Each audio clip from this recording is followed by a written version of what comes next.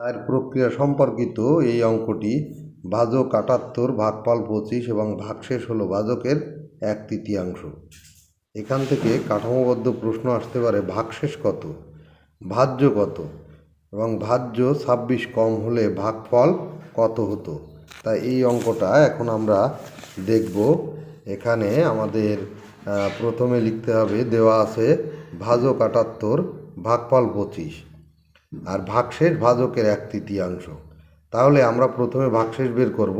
৭৮ ভাগ ১/৩, ১/৩ মানে ১/৩, তাই ১/৩ দিয়ে ভাগ করা হয়েছে। তো ৩ দিয়ে ভাগ করলে ৭৮-এর ভিতর ২৬ বার, তো ভাগশেষ হচ্ছে ২৬। আমরা ভাগশেষ পেয়ে গেলাম ক নম্বর। এখন আমরা খ নম্বর প্রশ্নের উত্তরটা দেখব যে আমাদের ভাজ্য কত। তো প্রথমে লিখতে হবে, আমরা জানি ভাজ্য সমান সমান ভাজক গুণ ভাগফল যোগ ভাগশেষ। তো ভাজক গুণ ভাগফল যোগ ভাগশেষ আমরা এই অনুযায়ী সংখ্যাগুলো পাতিয়ে এরপরে আমরা গুণটি করব। প্রথমে ৭৮ গুণ ২৫, এখানে গুণ করলে ১৯৫০ হয়, যোগ ভাগশেষ হচ্ছে ২৬, মোট ১৯৭৬।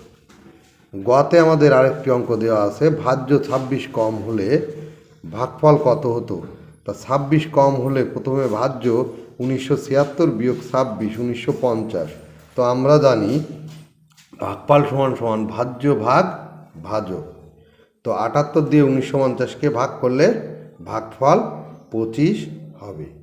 তো এইভাবে আমরা অঙ্কটি সমাধান করতে পারি।